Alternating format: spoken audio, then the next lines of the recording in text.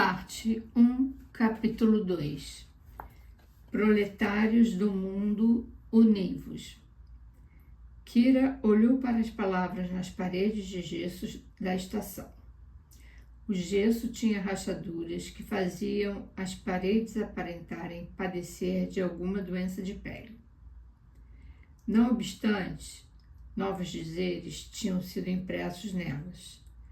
Letras vermelhas anunciavam: vida longa à ditadura do proletariado. Quem não está conosco está contra nós. As letras tinham sido desenhadas com aplicação de tinta vermelha sobre um stencil. Algumas delas estavam desalinhadas, já de outras escorriam faixas longas e secas de tinta vermelha.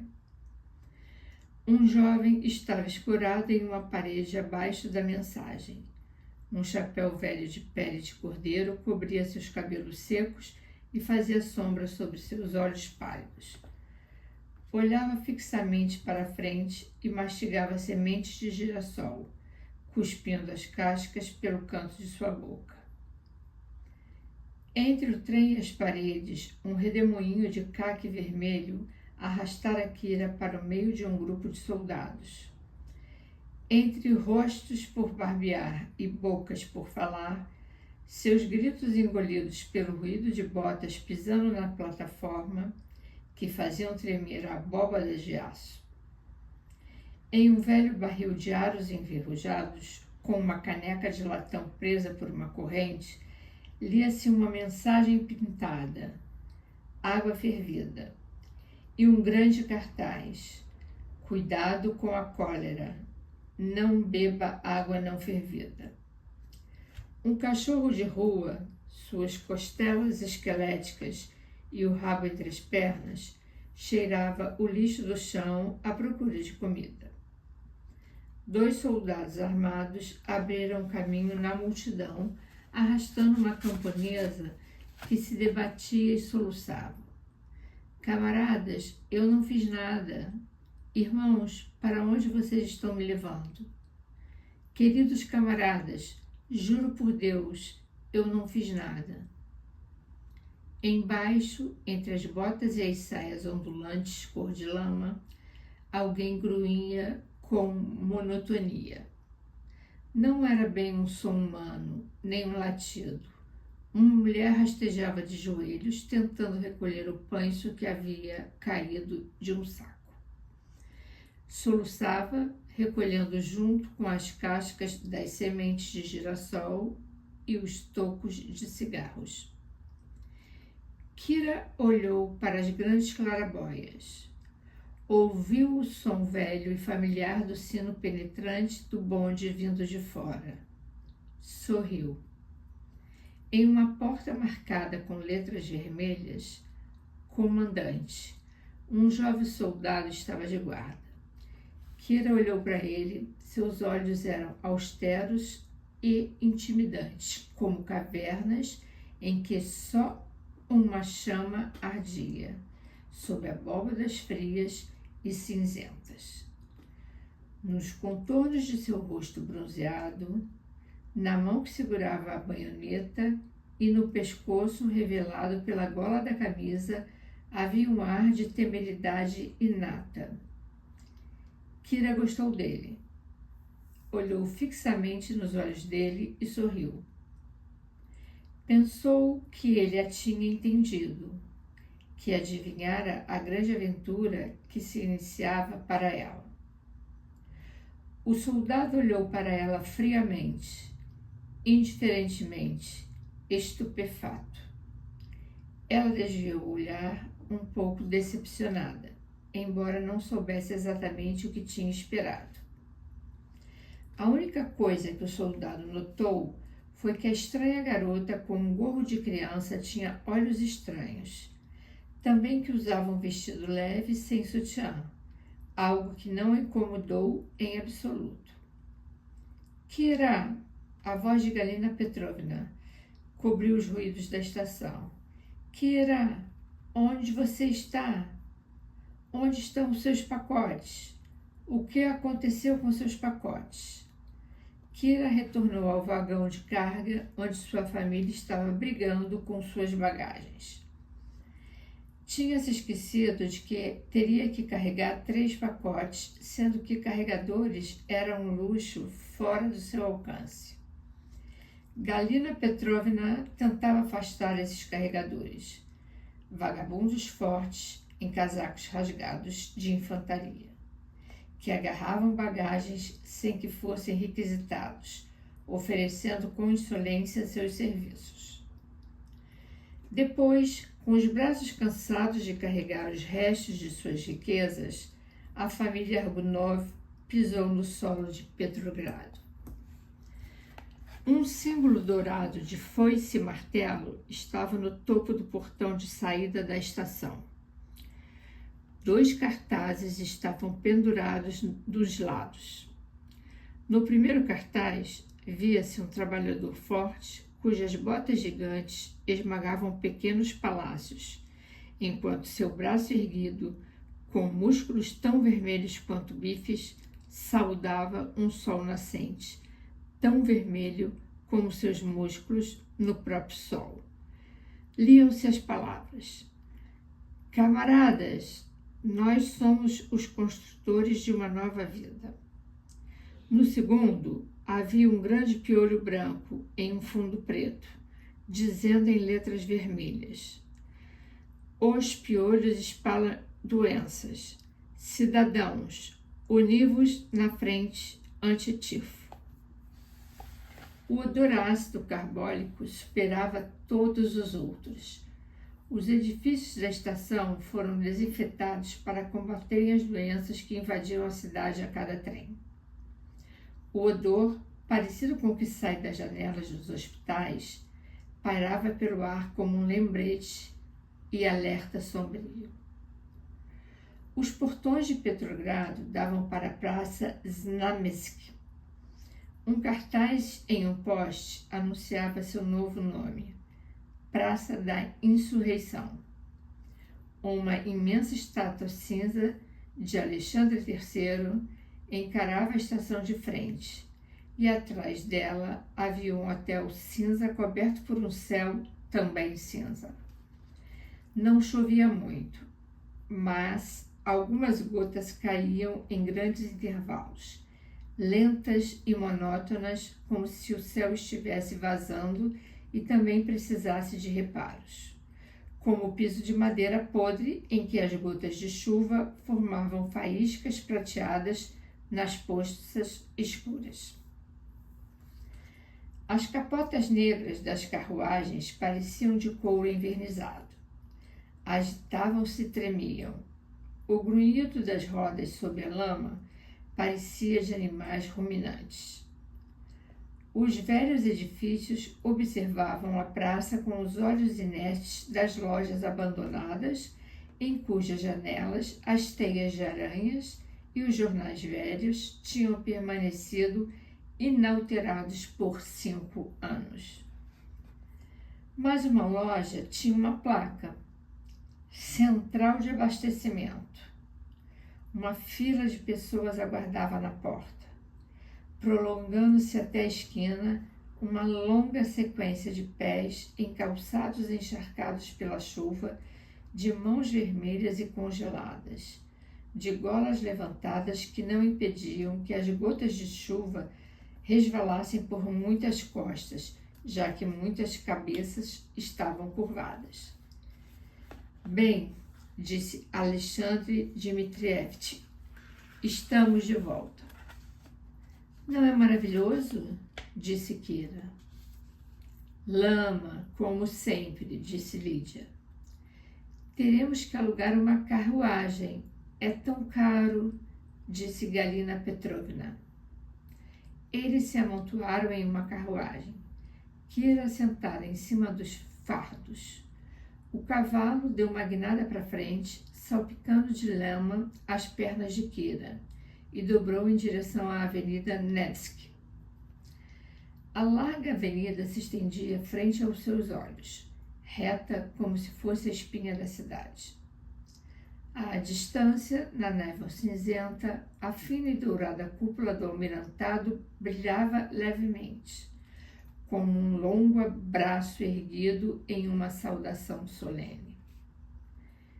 Petrogrado tinha experimentado 5 anos de revolução. Em 4 desses anos, todas as suas artérias e lojas tinham sido fechadas. Quando a nacionalização espalhou poeira e teias de aranha sobre as vitrines.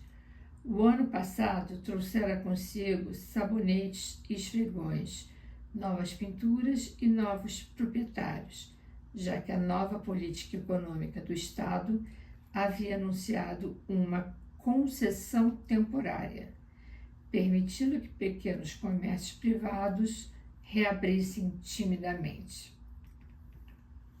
Após um longo sono, Nevsky estava reabrindo seus olhos lentamente.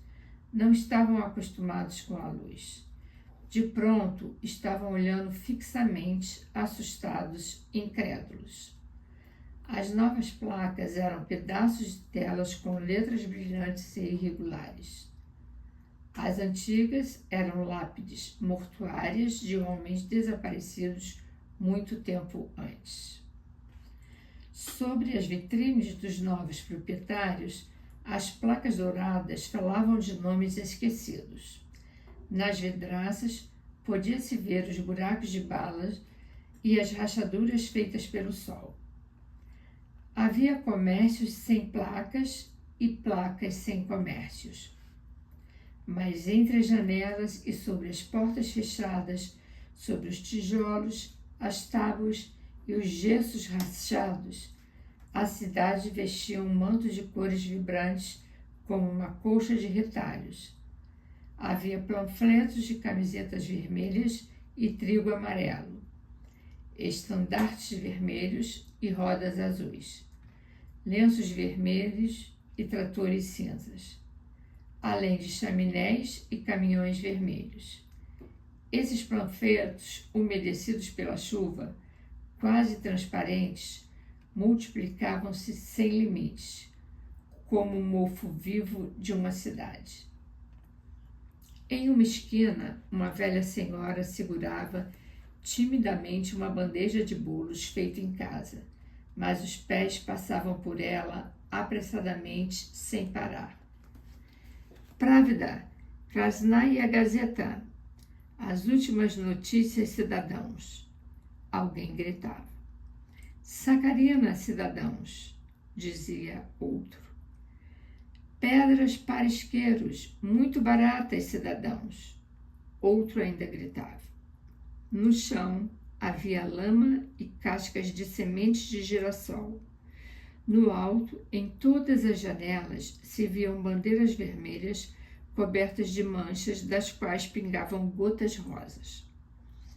Espero que a minha irmã Marúcia fique contente de nos ver, disse Galina Petrovna.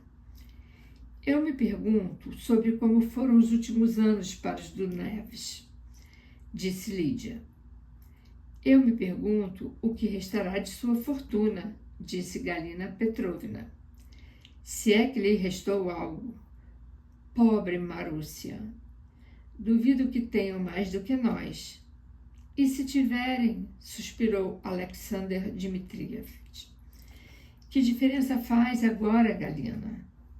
Nenhuma, disse Galina Petrovna. Espero. De qualquer forma, não somos pobretões, disse Lídia com orgulho, e levantou um pouco sua saia para que os transeuntes vissem seus sapatos com cordões verde-oliva. Kira não estava ouvindo, estava observando as ruas. A carruagem parou em frente a um prédio onde 4 anos antes eles tinham visitado os Danéis. Em seu magnífico apartamento, uma metade do imponente portão de entrada tinha um grande painel quadrado de vidro. A outra fora preenchida com painéis de madeira sem pintura, colocados apressadamente. O alpendre espaçoso tinha um carpete leve, lembrava Galina Petrovna, e uma lareira talhada à mão.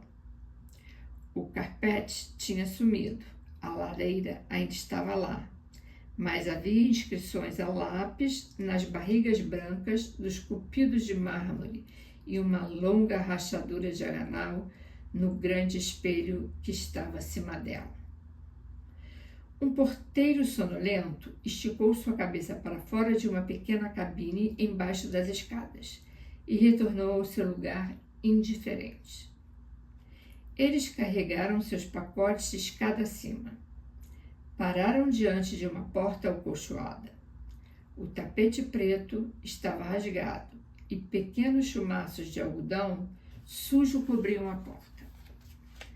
Eu me pergunto, cochichou Lídia, se eles ainda têm aquele magnífico mordomo. Galina Petrovna tocou. Hoje iniciamos o livro Nós que Vivemos, da Ayn Rand. Parte 1, capítulo 1. Petrogrado fedia a ácido carbólico.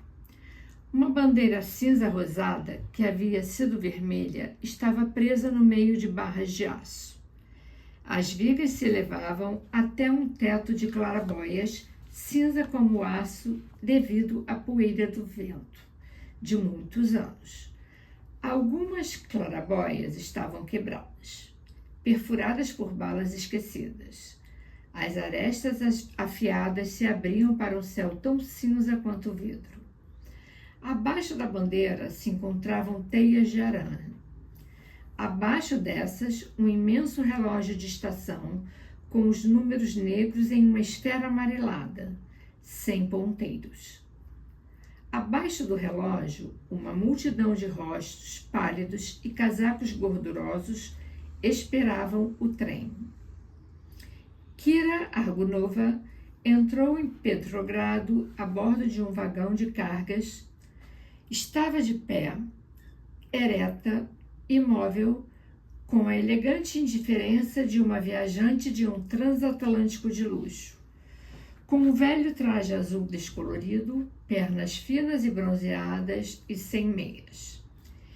Vestia um velho lenço de seda em volta do seu pescoço, cabelo curto e bagunçado, e um gorro de lã com uma aba amarelo claro.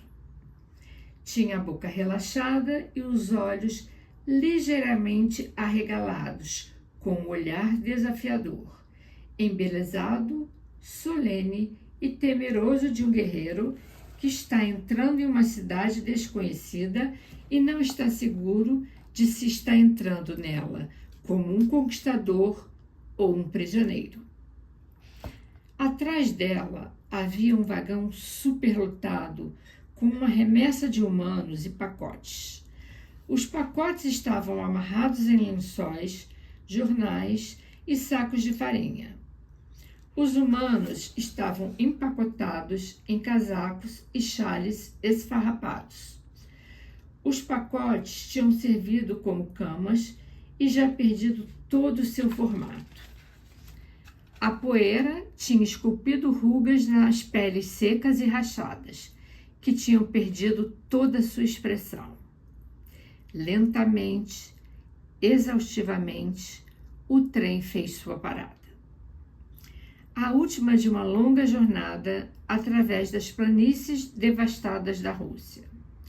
Havia levado 2 semanas para completar uma viagem, outrora, de 3 dias da Crimeia até Petrogrado. Em 1922, as ferrovias, bem como todo o resto, ainda não tinham sido organizadas. A Guerra Civil tinha chegado ao fim. Os últimos vestígios do Exército Branco tinham sido eliminados. Mas, embora o regime vermelho tivesse tomado as rédeas do país, as redes ferroviárias e os cabos telegráficos seguiam em queda livre, fora do alcance dessas rédeas. Não havia itinerários nem horários. Ninguém sabia quando um trem chegava ou saía. Um rumor qualquer de um deles atraía uma multidão de viajantes ansiosos de todas as cidades ao longo dessa linha. Esperavam por horas, por dias. Temiam abandonar a estação, onde o trem poderia aparecer dentro de um minuto ou de uma semana. Os chãos sujos das salas de espera, cheios de lixo, cheiravam como seus corpos. Colocavam seus pacotes no chão e seus corpos em cima deles e dormiam. Mastigavam pacientemente pedaços de pão seco e sementes de girassol. Passavam semanas sem trocar de roupa. Quando, por fim, entre gemidos e grunhidos, o trem chegava, os homens o invadiam com punhos, com pés e uma aflição feroz.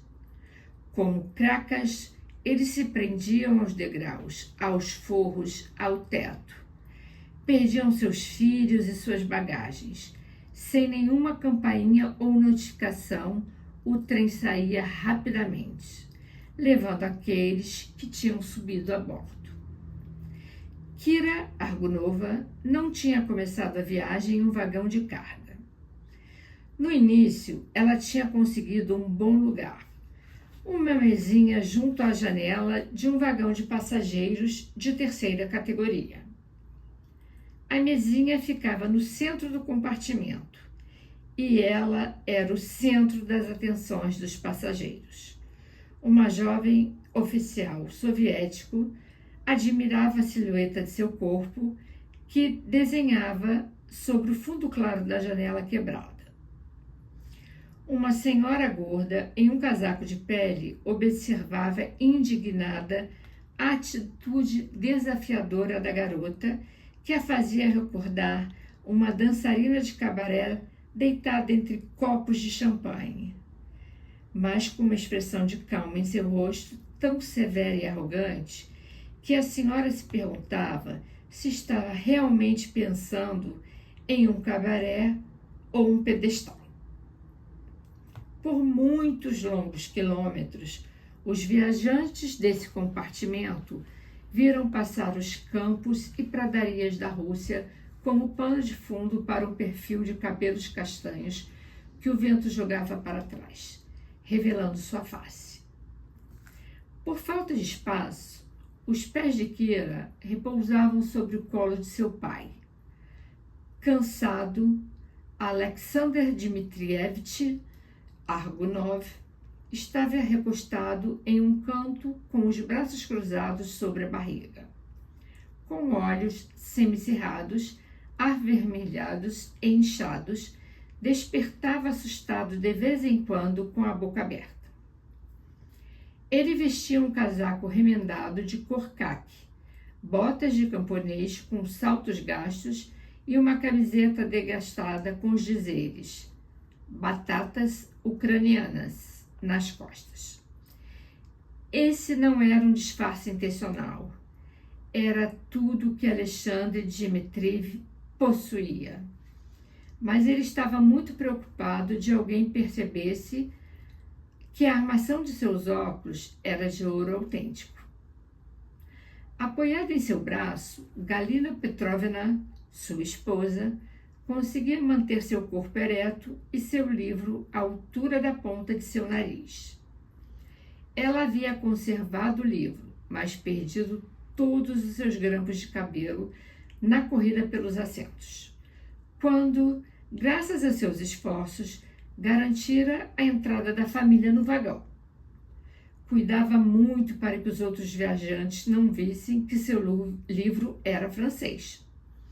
De vez em quando, tateava com o pé abaixo do assento para garantir que o seu pacote mais valioso ainda estava ali, envolto em uma toalha de mesa bordada em ponto cruz. Aquele pacote continha os remanescentes de suas calcinhas de renda feitas à mão, compradas em Viena antes da guerra, e a prataria com as iniciais da família Argunov. Ela se ressentia muito, mas não podia evitar o fato de que o pacote servia como um travesseiro para um soldado que dormia e roncava abaixo do assento, enquanto suas botas invadiam o corredor. Lídia, a filha mais velha dos Argonov, teve que se sentar no corredor próximo das botas, sobre um pacote, mas ela fez questão de deixar claro para todos os passageiros do vagão que ela não estava acostumada a viajar assim. Lídia não se importava em esconder os sinais externos de sua superioridade social, 3 dos quais ela exibia com orgulho. Um jabô com um laço dourado manchado sobre o seu traje de veludo desbotado. Um par de luvas de seda meticulosamente arrumado e um frasco de eau de cologne. Ela retirava o frasco só de vez em quando para pingar algumas gotas em suas mãos e o escondia rapidamente, notando o olhar firme de soslaio de sua mãe por detrás de seu romance francês. Quantos anos tinham se passado desde que a família Argonov deixara Petrogrado?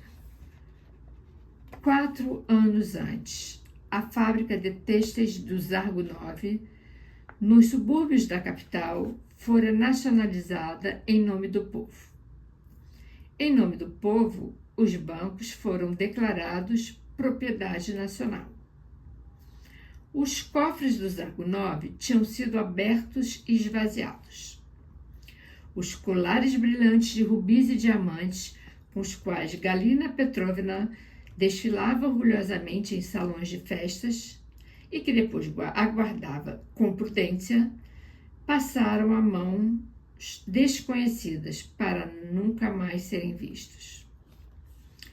Nos dias em que a sombra de um medo crescente e inominável descendia sobre a cidade, pairando como uma névoa pesada sobre as esquinas escuras, quando, pela noite, ouviam-se tiros repentinos, caminhões carregados com baionetas e vitrines das lojas sendo destruídas, quando as pessoas pertencentes aos círculos de amizade dos Argonov desapareciam como flocos de neve em contato com o fogo, a família, reunida em uma das salas de sua mansão de granito, com uma quantia considerável de dinheiro em espécie, algumas joias e um constante terror a cada toque da campainha, decidiu que a única solução seria fugir da cidade.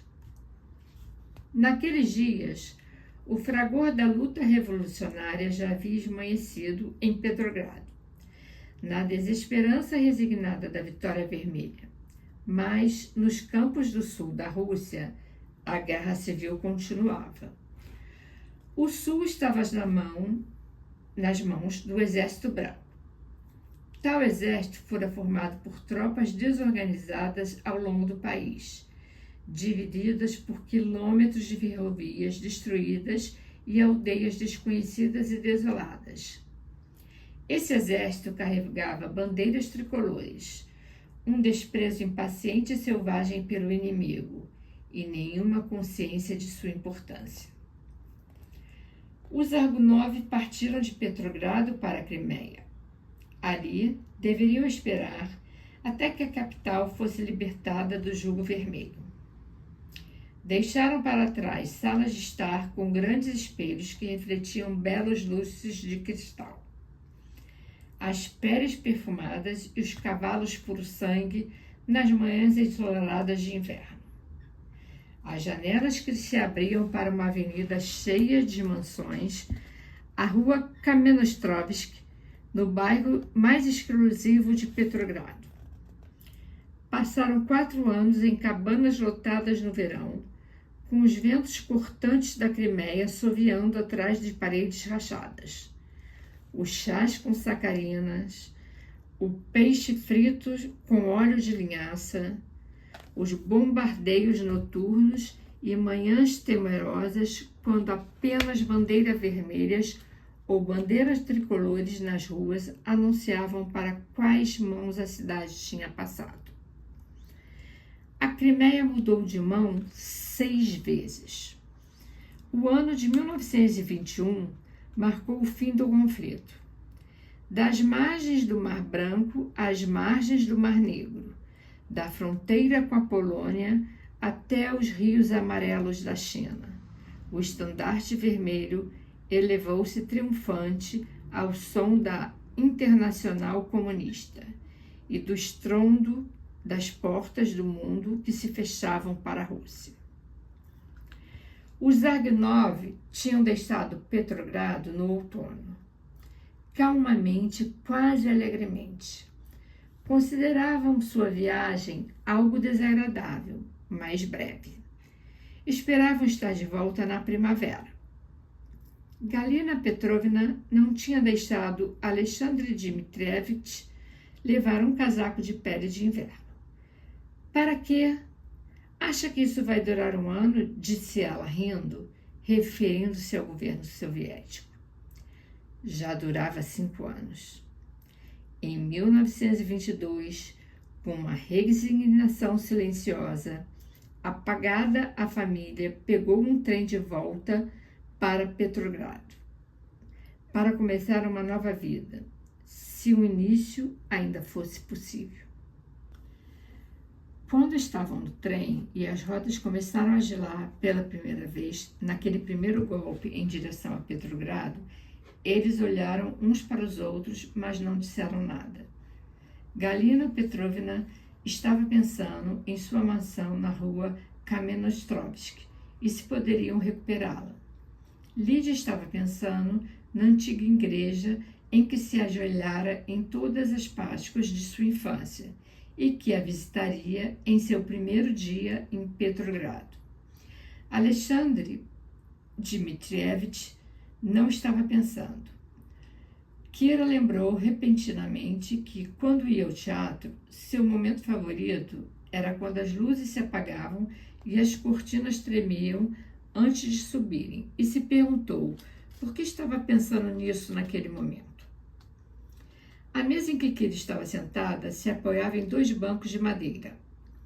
10 cabeças se encaravam, como 2 muros tensos e hostis que se mexiam com o balançar do trem. 10 manchas desgastadas, empoeiradas e brancas na semi-escuridão. Alexandre Dmitrievich e o brilho fraco de sua armação dourada. Galina Petrovna com o rosto mais branco que as páginas de seu livro. Um jovem oficial soviético com o reflexo de sua nova pastinha de couro. Um camponês barbudo em um sobretudo fedido de lã, que se coçava continuamente. Uma mulher abatida com seios flácidos, que contava constante e histericamente seus pacotes e seus filhos. E frente a eles, 2 das crianças descalças, descabeladas. Um soldado com a cabeça baixa que apoiava seus sapatos amarelos de fibra na maleta de pele de jacaré de uma mulher gorda vestida com um casaco de pele. A única passageira com uma maleta e bochechas rosadas e brilhantes, e próximo a ela, o rosto amarelado e sardento de uma mulher amargurada que vestia uma jaqueta masculina. Seus dentes estavam sujos e um lenço vermelho lhe cobria o cabelo. Através da janela quebrada, entrou um raio de luz sobre a cabeça de Kira. A poeira dançava ao longo do raio e parou em 3 pares de botas que oscilavam na cabine elevada onde 3 soldados se amontoavam.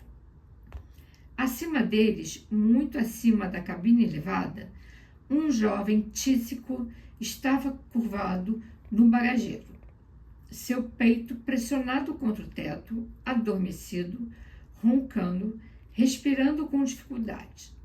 Sob os pés dos viajantes, as rodas batiam como se uma carga de ferro enferrujado se chocasse e soltasse faíscas, retinindo 3 degraus abaixo.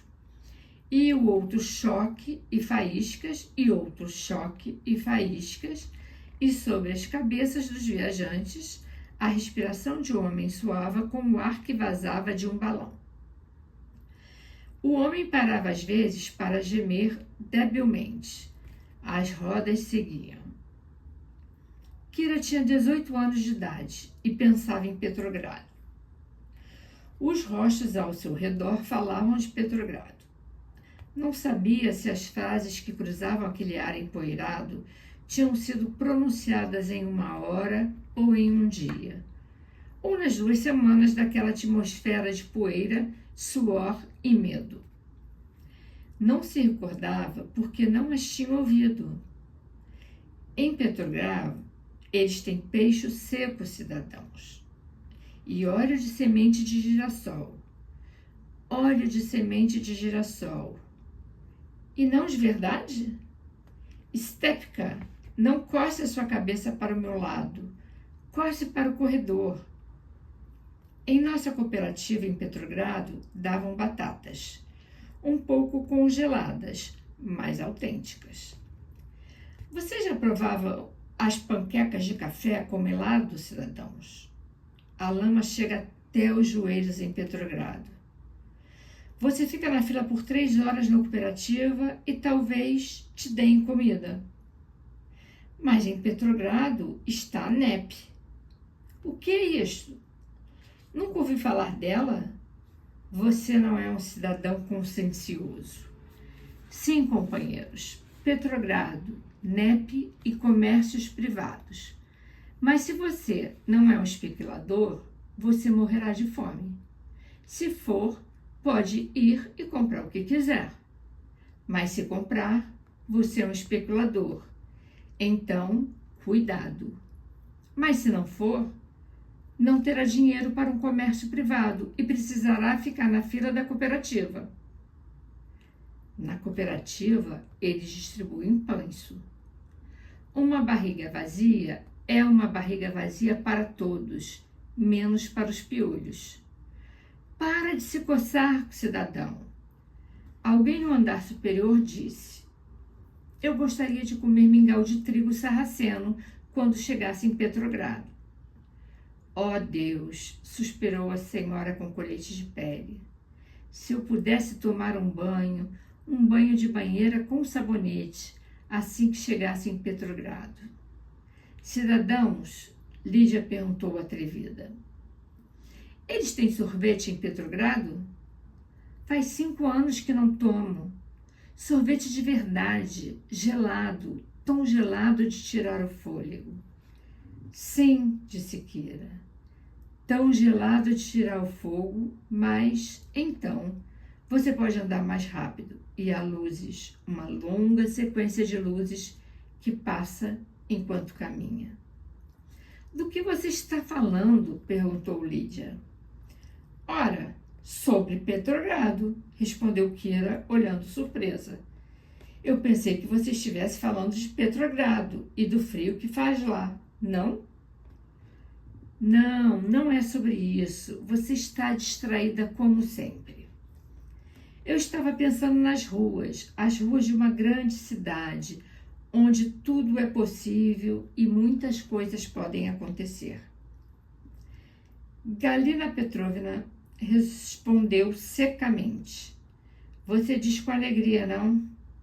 Eu diria que todos já estamos cansadas de coisas acontecendo. Já não aconteceu muita coisa com a Revolução e tudo mais? Ah, sim, a Revolução, disse Kira, indiferente. A mulher com lenço vermelho abriu um pacote e tirou um pedaço de peixe seco e falou em direção à cabine elevada. Por favor, afaste suas botas, cidadão. Estou comendo. As botas não se moveram. Uma voz respondeu: você não come pelo nariz. A mulher deu uma mordida no peixe e, cutucando furiosamente o casaco de pele de sua vizinha, disse: certo, nenhuma consideração por nós, os proletários. Se eu estivesse usando um casaco de pele, não estaria comendo peixe seco, estaria comendo pão branco. Pão branco? Disse a senhora do casaco de pele, que se sentia intimidada. Mas, cidadã, quem já ouviu falar de pão branco? Eu tenho um sobrinho no Exército Vermelho, cidadã, e nunca vi pão branco, nem em meus sonhos. Não? Aposto que você não comeria peixe seco. Quer um pedaço? Por quê? Por quê? Sim, obrigada, companheira. Estou com um pouco de fome. E daí? Está é. Conheço vocês, burgueses. Ficam encantados em ficar com o último pedaço da boca de um trabalhador. Mas não será da minha boca. O vagão fedia madeira podre. As roupas que não tinham sido trocadas por semanas e ao odor que vinha de uma portinhola aberta ao final do vagão. A senhora do casaco de pele se levantou e caminhou timidamente para essa portinhola, passando por cima dos corpos no corredor. Poderiam sair por um momento, cidadãos? Perguntou ela, humildemente para os 2 cavalheiros que viajavam confortavelmente em um pequeno compartimento privado. Um deles no assento, o outro esticado na imundície do piso. Certamente, cidadã, respondeu educadamente o que estava sentado, dando um pontapé no que estava deitado para acordá-lo. Sozinha, onde ninguém poderia vê-la, a senhora no casaco de pele abriu sua bolsa de mão furtivamente e desembrulhou um pequeno pacote com papel umedecido. Não queria que alguém no vagão soubesse que tinha uma batata assada inteira. Ela comeu apressadamente em grandes e histéricas mordidas, quase engasgando, tentando não ser ouvida por trás da porta fechada. Quando saiu, encontrou os 2 senhores esperando ao lado da porta para recuperar seus assentos. De noite, 2 lanternas oscilavam no vagão, uma em cada ponta. Sobre as portas, 2 pontos amarelos brilhantes na escuridão. Com o céu cinza da noite agitando-se nos cantos das janelas quebradas. Figuras negras, rígidas e flácidas como bonecos, saltavam pelo ruído das rodas, adormecidas sentadas. Algumas roncavam, outras se queixavam. Ninguém falava. Quando passavam por uma estação, um raio de luz varria o vagão que, por um instante, recortava a figura de Kira. Inclinada, seu rosto sobre os braços cruzados, cabelos caídos sobre os joelhos, a luz gerando faíscas nos cabelos que depois se apagavam. Em alguma parte do trem, um soldado tinha um acordeão. Ele cantava hora após hora, através da escuridão, das rodas e dos grunhidos, de forma boba, persistente e desesperançada. Ninguém sabia se dizer se essa música era alegre ou triste, um trocadilho ou um monumento imortal. Foi a primeira canção da Revolução, surgida do nada, alegre, descuidada, amarga, impudente, cantada por milhões de vozes, ecoando contra os tetos do trem, as estradas dos vilarejos e os pavimentos da cidade. Algumas vozes riam, outras vozes se lamentavam. Um povo rindo de sua própria tristeza, a canção da Revolução, não escrita em nenhum estandarte, mas em toda a garganta cansada, a canção da pequena maçã. Olá, pequena maçã, para onde você está rolando? Olá, pequena maçã, para onde você está rolando? Se cair nas garras dos alemães, nunca voltará. Olá, pequena maçã, para onde você está rolando? Minha garota é branca e eu sou bolchevique. Olha, pequena maçã, para onde? Ninguém sabia o que era a pequena maçã, mas todos entendiam. Muitas vezes, em toda a noite, alguém chutava a porta do vagão e uma lanterna entrava, mantida elevada em uma mão trêmula. Atrás da lanterna vinham correntes de metal, a cor caque e os botões de cobre. baionetas e homens com vozes severas e imperiosas que exigiam seus documentos. A lanterna passava lentamente, agitando-se pelo vagão, parando nos rostos pálidos e surpresos, com olhos piscantes e mãos trêmulas com pedaços de velhos papel. Então, Galina Petrova sorria insinuante e repetia: aqui está, companheiro. Aqui, companheiro. Projetando em direção à lanterna um pedaço de papel com algumas linhas datilografadas que declarava que uma permissão de viagem a Petrogrado tinha sido concedida ao cidadão Alexandre Argunov com a esposa Galina e as filhas Lídia, 28, e Kira, 18. Os homens atrás da lanterna olhavam o papel e rapidamente o devolviam, seguindo em frente, por cima das pernas de Lídia estendidas no corredor. Às vezes, alguns homens davam uma boa olhada na garota sentada na mesinha. Ela estava acordada e os seguia com os olhos. Seus olhos não tinham medo, estavam fixos, curiosos e hostis. Depois, os homens e a lanterna iam embora. E, em algum lugar do trem, o soldado com um acordeão tocava. E agora não existe Rússia, pois toda a Rússia está dispersa. Olá, pequena maçã. Para onde você está rolando? Às vezes, o trem parava de noite. Ninguém sabia por que tinha parado. Não havia estação, nem sinal de vida em quilômetros de planície estéril. Um longo pedaço vazio de céu cobria um grande trecho vazio de terra. O céu tinha algumas manchas mais escuras.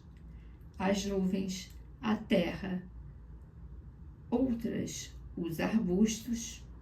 Uma linha fraca, vermelha e trêmula dividia os dois. Parecia uma tempestade ou um incêndio distante. Os sussurros se espalhavam pela longa sequência de vagões. A cadeira explodiu. A ponte foi detonada meio quilômetro à frente. Encontraram contra-revolucionários no trem e vão fuzilá-los aqui mesmo nos arbustos. Se ficarmos aqui muito tempo, os bandidos, você sabe. Dizem que Magnum está nesta área. Se ele nos pegar, sabe o que significa, não? Não deixa nenhum homem vivo, mas as mulheres sim. E melhor seria que não. Pare de falar besteira, cidadão. Está deixando as mulheres nervosas. Os holofotes cruzavam as nuvens e logo desapareciam. E ninguém sabia se estavam próximos ou a quilômetros de distância. Ninguém sabia dizer se a mancha negra que parecia se mover era um cavaleiro ou apenas um arbusto.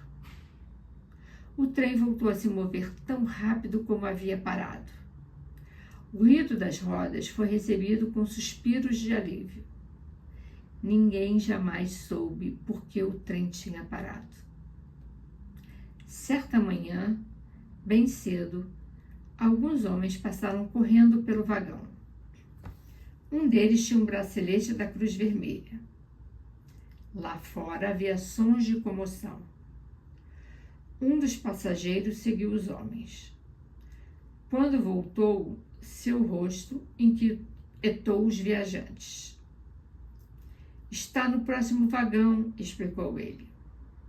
Uma tola camponesa, viajando entre dois vagões, amarrou seus pés ao amortecedor para não cair. De noite adormeceu, pois estava muito cansada e resvalou. Por ter as pernas amarradas, o trem arrastou para baixo do vagão. Foi decapitada. Sinto muito ter ido ver. Na metade da viagem, em uma pequena e solitária estação que tinha uma plataforma velha, pôsteres brilhantes e soldados descuidados, descobriu-se que o vagão de passageiros no qual a família viajava já não podia seguir adiante. Os vagões não tinham sido reparados ou inspecionados por anos, quando repentino e finalmente quebraram. Nenhum reparo era possível. Os ocupantes foram obrigados a sair rapidamente. Teriam que se aglutinar em outros vagões superlotados, e se conseguissem. Os Zargunov finalmente chegaram ao vagão de cargas. Agradecidas, Galina Petrovna e Lígia fizeram o sinal da cruz. A mulher dos seios flácidos não pôde encontrar lugar para todos os seus filhos. Quando o trem partiu, ela foi vista sentada em seus pacotes, as crianças assustadas subindo em sua saia, vendo o trem com um olhar vazio, sem esperança. Ao longo de pradarias e pântanos, a longa sequência de vagões seguiu lentamente um véu de fumaça que se dissipava, formando nuvens brancas. Os soldados ficavam em grupos nos tetos escorregadios. Alguns deles tinham harmônicas. Eles tocavam e cantavam sobre a pequena maçã. Uma multidão esperava o trem em Petrogrado. Quando o último resfôlego do motor reverberou através das abóbadas do terminal, Kira Argunova encarou a gangue que esperava por todo o trem. Sob camadas de roupa sem forma, seus corpos eram movidos pela energia tensa e não natural de um longo conflito que tinha se tornado habitual. Seus rostos eram duros e cansados. Atrás deles havia janelas altas e gradeadas. Atrás dela, a cidade.